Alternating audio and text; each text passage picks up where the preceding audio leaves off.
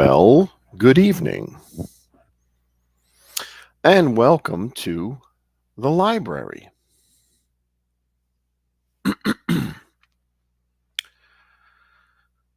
Let's get started with our usual introduction. And then I think I have some interesting stories to tell you. 3 of them, in fact, 3 ghost stories from the green state of Vermont that I think are pretty interesting. So let's get started.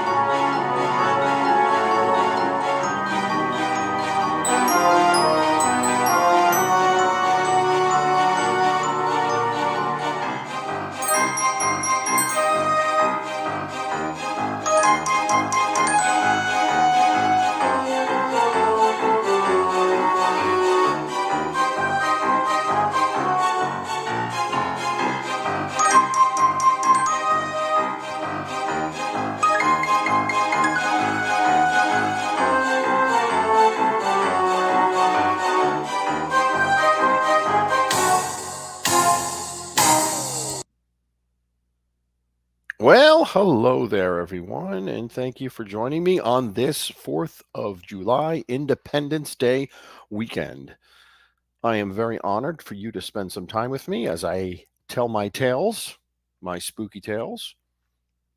But before we do that, let's get things started with our traditional lighting of our candles, because you cannot have a ghost story without candlelight.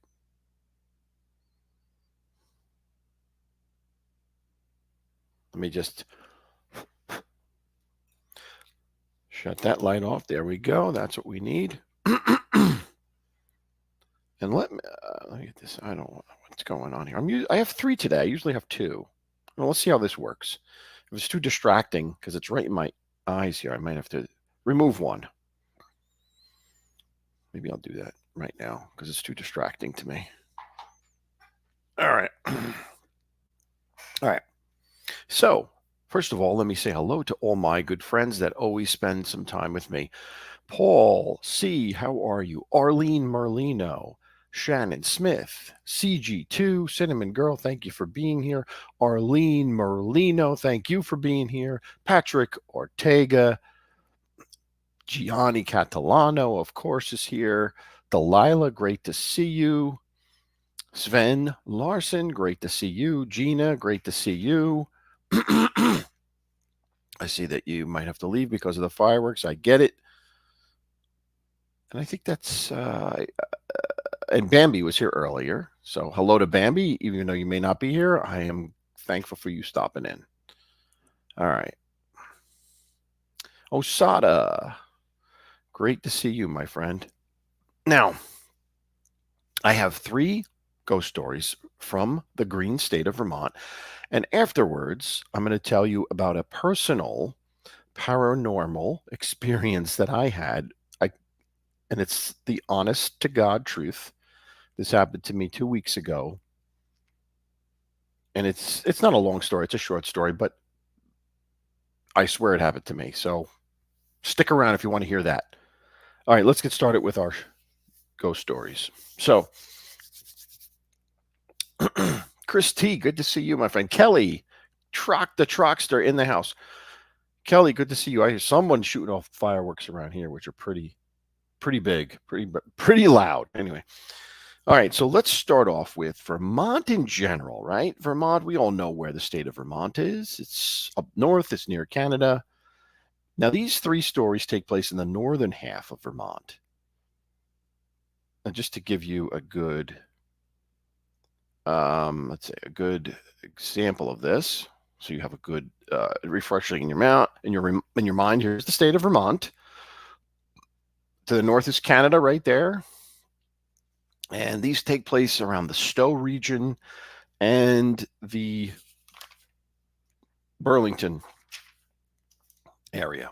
So two areas in question. We're going to start off with Stowe, and then we'll get down to Burlington. So let's remove that. All right, so our first story takes place at a place called the Green Mountain Inn, located in Stowe, a famous inn built in 1833. Now, let me get you a picture of this because it's always good to see what I'm talking about.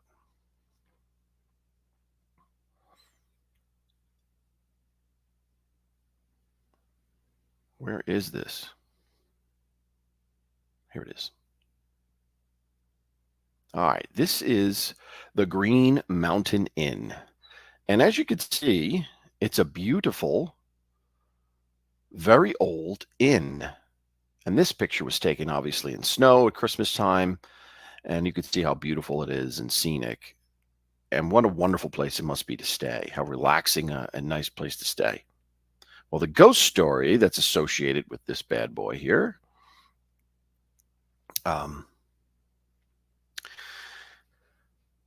takes place, well, let's start with the origins of this place, the origins of the story. In 1840, in room 302, a boy was born. And that boy was the son of the inn's horseman, the individual that took care of all the horses and carriages that came for those who stayed there, and his wife, who happened to be the chambermaid. These two people got married and had a child by the name of what he became William Berry, but he became to be named Boots Berry. Now, Boots Berry was born in 1840, like I said, and he grew up around the inn, in and out of the inn. His parents lived there, worked there. So, for a childhood experience in that time period, the 1840s and 50s, it was quite an exciting life to see people coming and going. Most people at that time didn't see a lot of people because of the inability to travel, the means of travel, et cetera, et cetera. So, this was an exciting life for someone. And he stayed there his entire childhood, and eventually, when he reaches his 20s, he takes over for his father. His father retires. He takes over as the coachman for the inn. The horseman takes care of the horses, drives the coaches, an all around kind of I don't know what you would call that, taxi. I guess a taxi back then, but anyway. So. So he took his job very seriously. And one of the things he had to do was take care of the stagecoach, because this was a stagecoach stop. The stagecoach would stop here, drop off people, pick up mail, etc., pick up packages. And he was responsible for changing the horses that came in when the stagecoach came. Now, one day, what happened was that something scared one of the horses. And in fact, the horse was so scared, it began to buck and run. And the other horses additionally got spooked. And the end result was the stagecoach took off without the driver. The driver had gotten down and began to take off the packages. and the people were still in. So the stagecoach took off in a mad dash without a driver, with the people still in it. Well, Boots Berry, in a real life superhero type of fashion, jumped on his steed, shot after the runaway stagecoach, boarded it, and was able to control and get it under control and bring it to a halt so that no one was injured, and he became a basically hero of the county.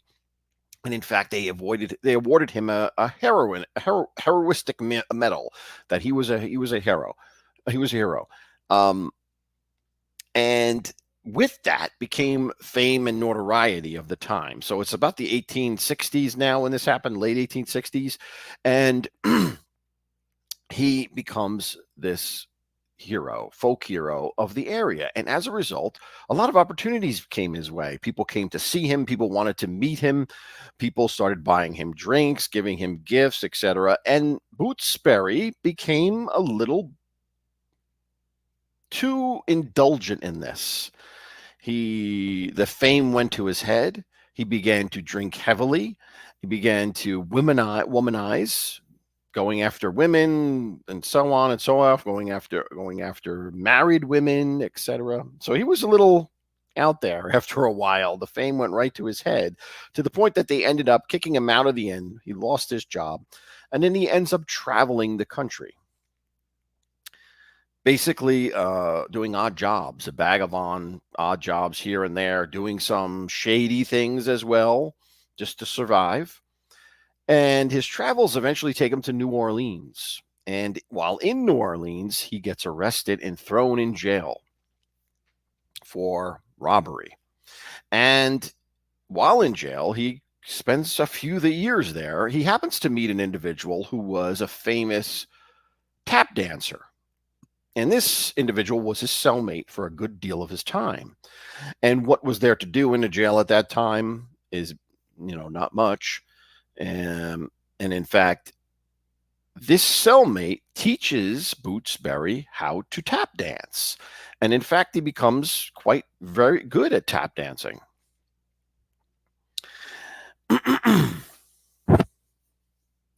So when he gets out of jail, he ends up using this newfound skill to be an entertainer and tap dance his way around the country. And eventually he ends up back in Stowe, Vermont in the year 1902.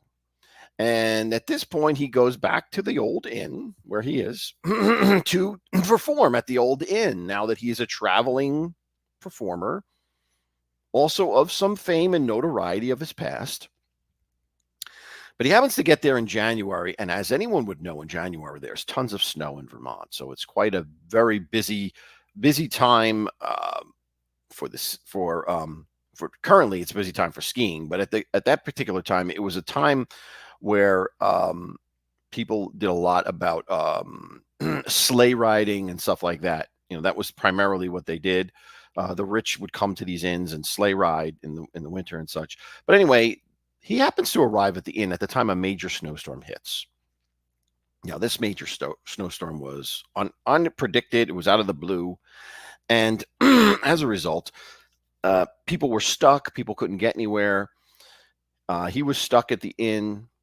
And unfortunately, this child was separated from her parents. Her parents had left her at the inn in the care of one of the innkeeper's daughters while they had gone out. Now, unfortunately, the storm hit in the meantime, so they couldn't get back to the inn. So this young girl was in the inn basically by herself. The innkeeper and the staff were dealing with the storm, trying to clear snow, trying to make sure everyone was okay. While this was going on, this young girl decided to climb out her third floor window and play with the snow. And as a result, make snowballs, etc. Not a very wise thing, but she's a little girl. She doesn't know much. She doesn't know any better. And she does this, and she gets stuck on the roof.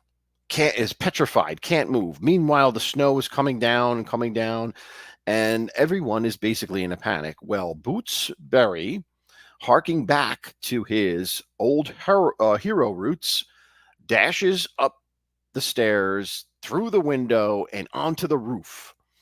And in Superman fashion, he's able to get her and lower her down to her safety before anything happens. Now, unfortunately, after he gets her down to the safe, lowers her down to safety, he loses his footing and flies off the roof of the third floor and dies in the fall. So a tragic end to a hero. And certainly Boots Berry had ups and downs his life. Started out a hero, became but a bit of a scoundrel, ended up a hero. But the end result is that many people believe that Boots Berry haunts this inn, or his spirit haunts this inn. And they attribute that to the tap dancing they hear on the roof. Many people have stayed at this inn on the third floor and have sworn that they hear tap dancing in the middle of the night. And it wasn't just on the roof. Also, some people say they hear it in the hallways of the inn. So, couples going to bed for the night will shut their door, go to sleep, and they'll hear rhythmatic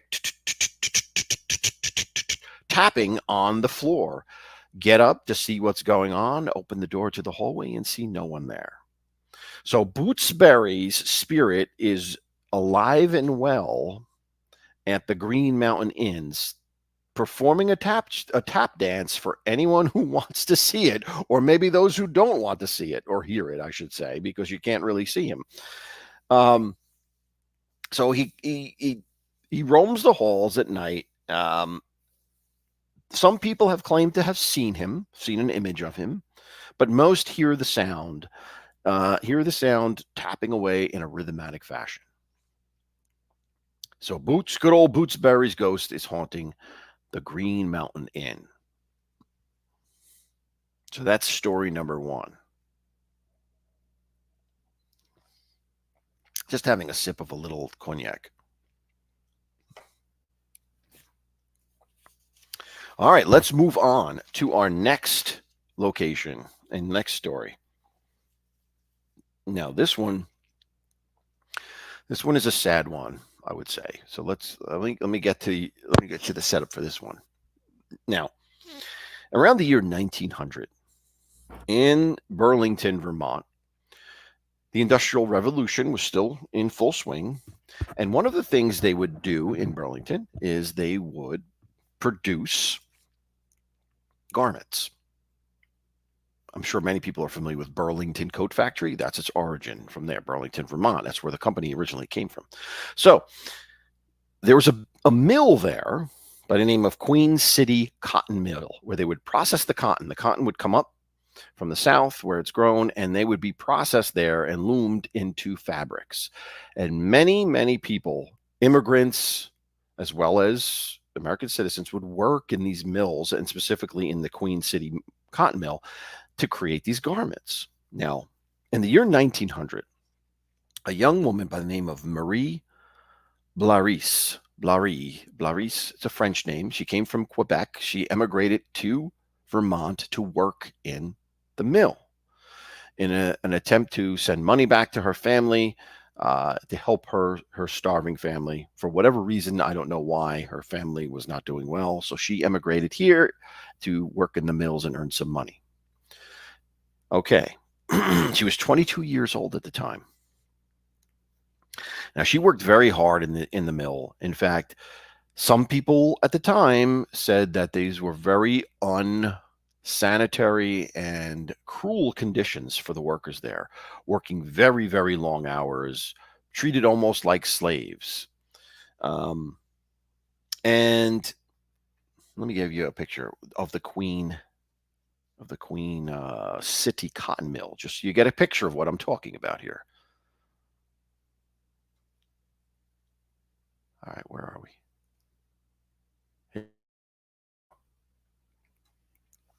Let me get you full screen so you can see this. Now, in the background, you see that the building in the background, that's the Queen City Cotton Mill. And this is the train trellis, which is key to our story. And a train coming by, and this is how they would pack the trains full of the garments and ship them out along this train line.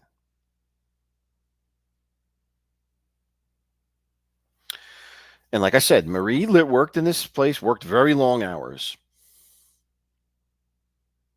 And until one time in the month of October, late October, the year 1900, Marie was working very, very late. They kept them all very late that day. In fact, they kept Marie to a 16-hour work shift. If you can imagine that, it's hard for us to realize that in today's world, but back then, that's how they worked people. So she worked her loom for 16 hours straight. And it wasn't until about 11:45 at night that she left the factory, and she followed her normal course, walking home to the to the apartment complex. Or not, it wasn't. There's no such thing as an apartment complex then, I don't think, but it was the boarding house that she lived at. She only had a room, and she would work in the mill. So she begins her walk back, and one of the things she would do is she would take the train tracks over the trestle. She'd walk along the trestle, and that would be the best route to take her past the shops and back to the room where her room is. So it was late at night and until about 12 midnight when she began crossing the trestle, and tired beyond belief, Marie stumbled and fell. And unfortunately, as she did that, coming flying around the bend and onto the trestle was a locomotive, which ended her life right there on that bridge. Now, this is a reported story. This is a factual story that Marie died here. And in fact, there's also, I found an article about her ghost that was written in 1902. A paper called the Burlington Watchman, November 28th, 1902. There was an article written how dozens of people had reported seeing Marie's ghost. And what they see is her walking across the trestle tracks, her spirit walking across the trestle tracks and into the building. And actually, her spirit goes and sets up her old loom and begins to work it through the night, working her loom through the stuck in this rut, even in the afterlife, doing this slaving, producing what she could to support her family.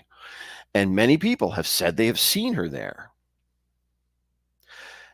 And in addition to that, it is said that every time a train goes over that trestle, the train will inexplicably jump a little bit. It'll people on that train or the engineers on that train will feel the train jump. And the lights on the locomotive will flicker. As soon as it goes across that, without anybody doing anything, the lights will flicker. So it seems that Marie Blais, I don't know how you say it in French, but it's Blais. Marie B, we'll call her Marie B. Marie's spirit is alive and well, doing her same routine over and over and over.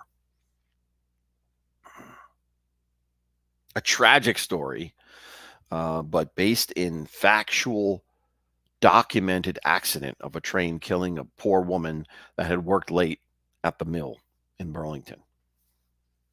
All right, that's number 2. Now let's go on to number 3. This is probably my favorite one. I think it's the most interesting. But it's also kind of, I don't know, a typical ghost story. Now, this one is called The Ghost of Emily's Bridge. And we're going back to Stowe. This is in Stowe. Now, I'm going to show you a picture of Emily's Bridge. Emily's Bridge is, let's see here. Oops, we'll save that picture for later, but let's give you just a picture of the bridge. Here we go. Here is a picture of Emily's Bridge. Now, Emily's Bridge is arguably the oldest original covered bridge still standing in the country. It is said to have been built in 1844. So that's a pretty old bridge to still be there.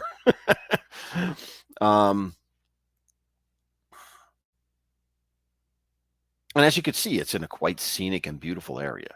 It covers this bridge. It covers the bridge covers a river called Cold Brook. Cold Brook is I'm sorry, Gold Brook. Gold Brook is what the bridge covers in Stowe, Vermont. All right, now let's go and tell you the story about Emily. Now, Emily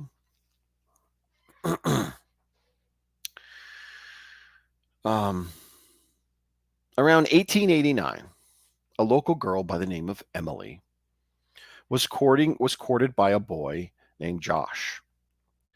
And unfortunately, Emily's parents did not approve of Josh, but Emily was madly in love with him. And the two of them swore that they were to get married. And when Emily's parents caught wind of this, they threatened Josh and said that if he ever came around their house again, that her father would shoot him with her shotgun. A classic situation or classic story of the time. So what did the two young lovers decide to do? They were going to elope and leave Stowe and find and build a life together. And the deal was they would meet on this bridge at 12 midnight and make their escape from there. It was why it was at that late, simply because it was the only time that Emily felt comfortable sneaking away from her home without being detected. So the day comes for this to occur, and Emily sneaks out her window, makes her way to the bridge, and arrives there about 11:50 and waits for Joshua. Well, 12 o'clock midnight comes and there's no Joshua. She begins to be very nervous and look around. She begins to, impatiently pace the bridge, hoping and praying that Joshua would come. Another 10 minutes goes by and nothing occurs. No one shows up.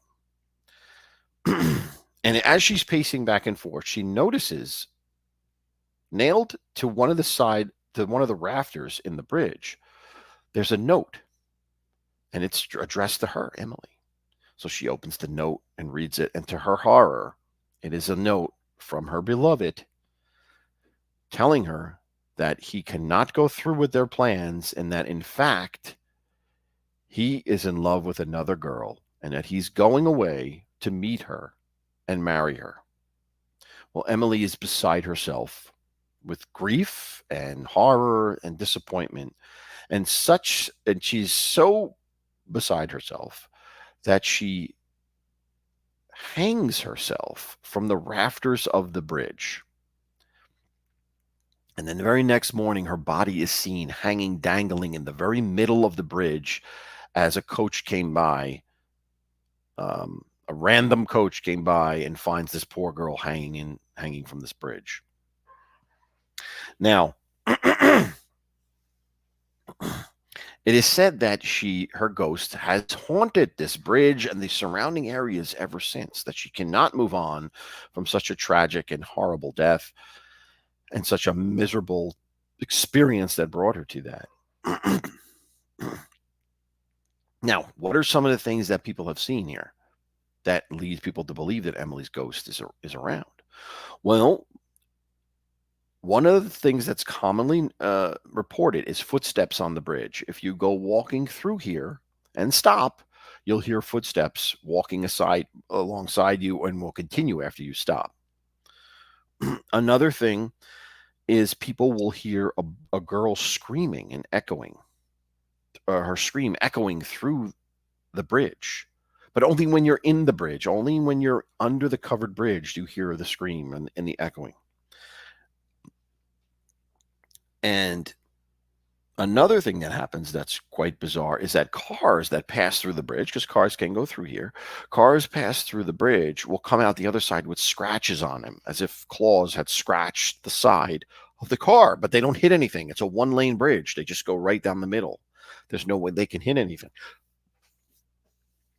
There's the usual temper changes, cold spots for those walking through here that detect that. And then there's also For the very lucky, some people have witnessed Emily herself wandering the ravine below on Golden Brook or walking through back and forth, doing her pacing through the bridge, waiting for Joshua. Seen her spirit doing that. Another thing that's also pretty creepy, which has been reported, is that cars driving through there will suddenly, their windshield will fog up for no reason, will fog up, and there'll be handprints in the fog. That would scare the crap out of me. Now they say that horses refuse to go on this bridge. Horses will veer away and will not go through this bridge. That they sense something there that's foreboding, and they will not go there. And then finally, there is many people say that if you wear a hat in the vicinity, the hat will fly off without wind, without any big winds. Your hat will fly off your head. So interesting stuff. And then this one thing that some people heard, and it was part of the story that I did not mention, but part of the story was that Joshua gave Emily a music box, and that music box as a gift of his love, and she had that with her at the time that she hung herself, and that music box would play the tune "Beautiful Dreamer."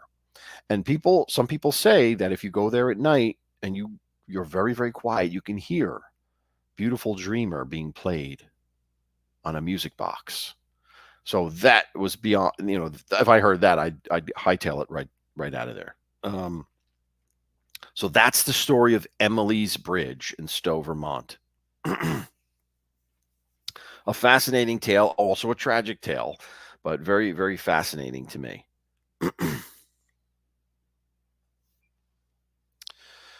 And I do want to show you something. There's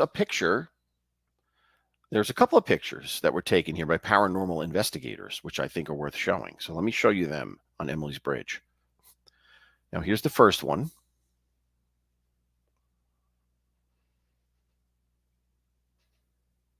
Hold on. I'm getting there. All right, here's the first. This is the bridge at night. And let me put you on full screen. Right dead center, you can see where Emily's body was said to have been hanging is a very clear picture of an orb. I've never seen such a clear picture. It's an actual circle of an orb that was captured in a random shot right in the dead center of the bridge. So pretty fascinating evidence there of the bridge itself. Now, here's another one.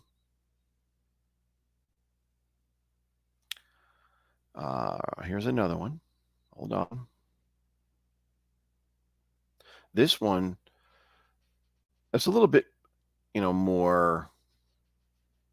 I don't know. This is said to be her. As you can see, there's two people standing there. These are the paranormal investigators, and this picture was taken. And you see the mist. The mist is evident. The circled area shows kind of the shape of a body that's suspended here. Now, I don't know. That could be, that could just be how the mist was being, formulating, creating itself. I don't know, but it does kind of look like a body a little bit. And the people that took this swear that that's a picture of her hanging from the rafters. I like the orb picture myself better. I think that one is clearer, more precise as to something unusual there. It was a distinct orb. All right, so there you have it. There you have Emily's Bridge.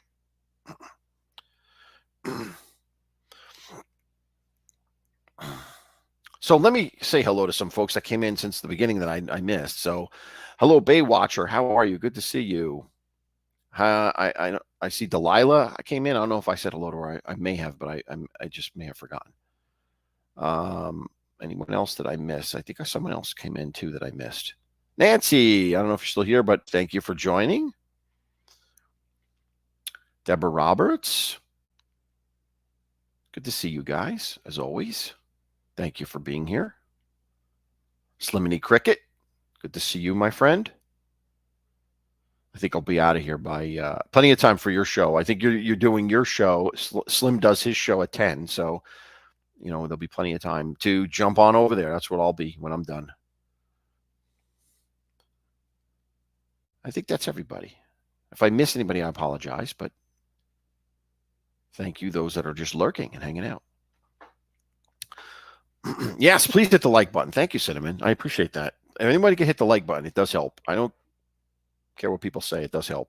It definitely does. I see it. I see it in those videos that have more likes. It gets out to more people, and more people ultimately end up viewing it. So now I promised you guys that I would give you a real life paranormal experience, and I'm going to share this one myself. Gerard, Gerard, how are you, Gerard? I missed you before. Good to see you. Chelly, thank you for coming. All right, so here is my experience. Now, this happened on June 26th, 2 weeks ago, I guess it was. It was a Wednesday. And I was at work where I normally work. And it was later than I normally stay. Usually I'll leave work about 4 o'clock to come home because I do my best to avoid traffic. And then I'll just continue to work at home after I get home. But Wednesday's a day that I'm always there. And I usually leave at 4. Well, this day I got caught up in something. So I was well past 5 before I knew what time it was.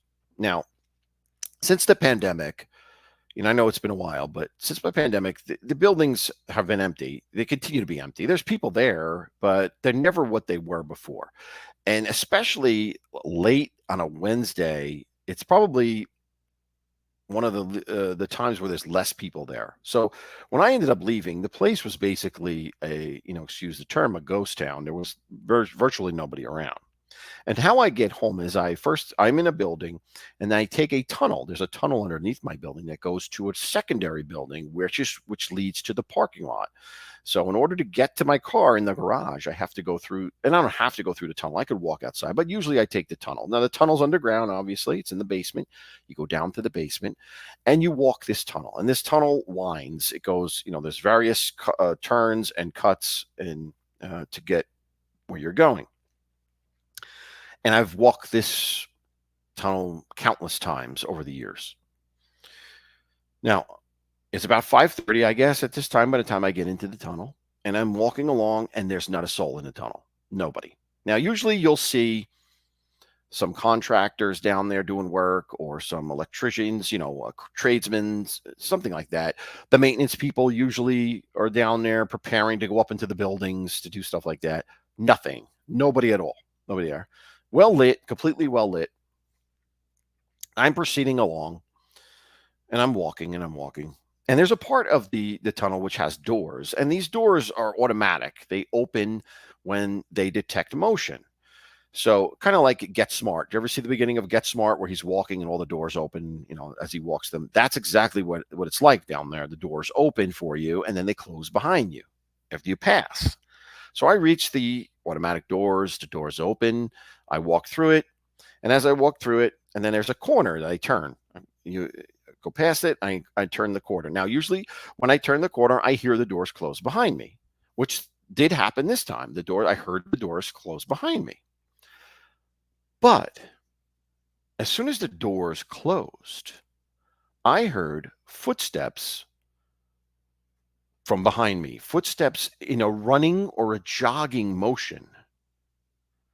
Now, I didn't think much of this because there have been times where I've seen people jogging down there, running, at lunchtime, getting some exercise or walking real fast. So I was just walking along saying, all right, some clown's going to come flying by me in a second. And so I was just waiting for that person to pass me. And I keep walking and nothing's happening. And the rate of which I heard the steps were such that they should have passed me by now. So out of curiosity, I stopped and I turned, waiting to see who this person was and what was taking them so long in getting to me. And there was no one there. There wasn't a soul there. No one. So at that point, I just chalk it up to my imagination. I don't know. I turn back around and I start to walk again. And I hear the steps again. But this time the steps are faster, and they're coming, and they're coming, and they're coming, and they're coming, and and I feel it as if they're coming. I feel that this is coming. The person's coming towards me. So I stop, and as I stop, I feel this gust of wind kind of overturn me. It comes over my head like this, and simultaneously there's wind that flies by my left side, as if someone was actually running past me at top speed, right by me, to the point that a paper that was in my knapsack fluttered from the wind. But there wasn't a soul there. There was no one anywhere. And when that happened, as soon as that wind blew past me and over me, the coldest chill ran through my skin. My skin crawled. I stopped. I looked around, and it was dead silent. There was nothing, no motion. There was nothing at all. And I had such a chill that I've never experienced before. And at that point, I just continued along my way and made my way back out as fast as I could get out of there without running. I just, did as fast of a steady walk as I could to get out of there, hoping to see somebody, but there was no one anywhere to be found. So to me, that was indeed a paranormal experience, because there was nothing in that tunnel that could have made that noise. There was absolutely nothing, and it was not the doors. The doors had shut already. So it wasn't a wind from the doors. Plus, I was beyond the corner of the doors. So you never feel the wind from the doors beyond that corner. So whatever occurred down there, I really don't know what it was. And I did some research to see. I went on Google to see if there was any record of anyone ever dying down there, and I couldn't find anything at all. But in all my years there, this was the first time I've ever encountered anything strange like this, as well as it was at a weird time of the day, 5:30 in the afternoon, that this happened. So that's my paranormal story for this week, my real life paranormal story for you guys. So that's what's going on from my angle. And you know what, Delilah? I didn't take it when I went back this week. I did not take it. I did not take it. I walked outside. It shook me up to the point that I walked outside. I didn't go back.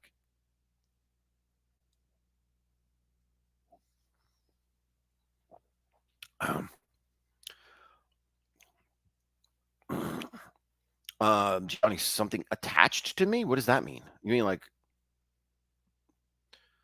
No, there was nothing attached to me. There was nothing there. I mean, like, I don't know. I just don't know what it was. I really don't know what it was. But it was really a jarring experience in the sense that I couldn't explain it. There was nothing factually there. The tunnel is about a quarter mile, I think. I think it's a quarter mile in length. And people will run that sometimes at lunchtime, or at least they used to. I haven't been down there for years at lunchtime, but like maybe 10 years ago, I remember seeing people jogging that. They would run back and forth a couple of laps at lunchtime or early in the morning.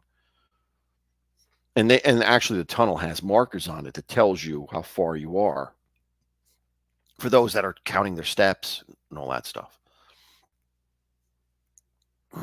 Yeah, Patrick, it is. It definitely is. It was really, really creepy.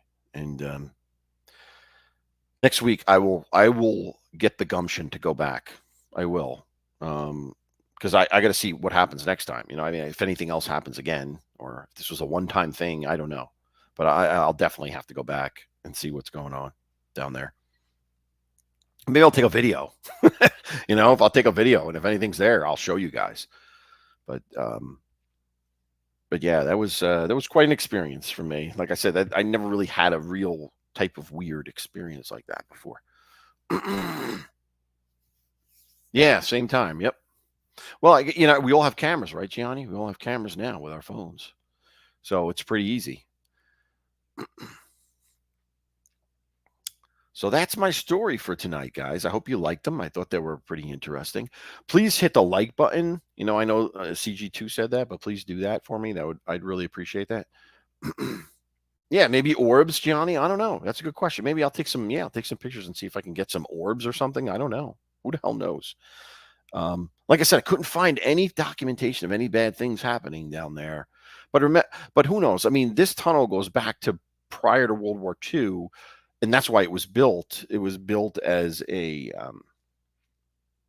an escape route, so to speak, for the War Department had an office. The War Department had an office in this building, in one of the buildings that connects, and this tunnel was built as an escape route. So it's been there a long time. So who knows? Oh, thank you, Paul. I appreciate that. Appreciate that. You too, Patrick. Appreciate that very much. So I'm sure that Slim is going live in about 15 minutes. I'm going to be over there seeing what he's up to. So I encourage you guys to go and do the same thing. Thank you, CG2. I appreciate that. But I'll be back. I'll be back as always. Fridays are my days. I'll be back. I am consistent, as Tommy Stiggs would say, with Fridays. And I'll try to do some. I was thinking about trying to. Well, I definitely got to redo my intro because it's too long. I get it. It's too long. But the reason I had it that length is because of the song. The song or the music is that length. And I just add it to the song because that song I can use without getting a copyright. So that's how I came up with the length of that. But maybe I could just cut the song in half, and then and I want to update it with some new pictures too of the various subjects that I've spoken to. I'll get to that soon. Baywatcher, Slim had a bizarre occurrence. We did an in-depth analysis. Really? All right. Someone will have to tell me. Is that on one of his shows, Baywatcher? So I'll check it out. If it is, let me know which one it is. I'll go and listen to it, watch it. I obviously wasn't there because I don't remember that happening.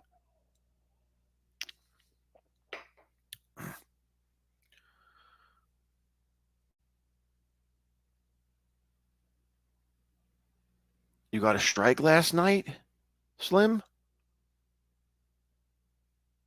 Twitch? No, I thought twitching was a game. I thought Twitch was a gaming application.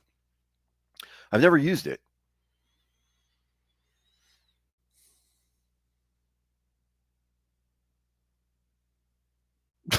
Johnny, that song could be your mother-in-law's theme song. I don't know, Slim. Why would you get a strike? That sucks. Why would you get a strike for playing music? I guess.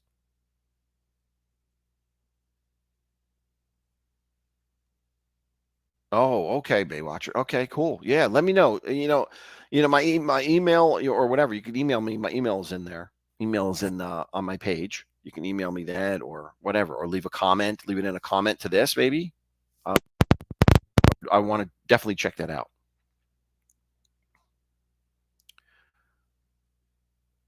So so Slim, just so I want to make this clear for everybody, is that the Twitch address? Cricket and Slim on Twitch. I'll try it. I'll try to go there. I've never gone on to Twitch, but I'll try it. So check it out. Cricket and Slim on Twitch. That's the handle. All right. All right. So I'm going to wrap it up, guys.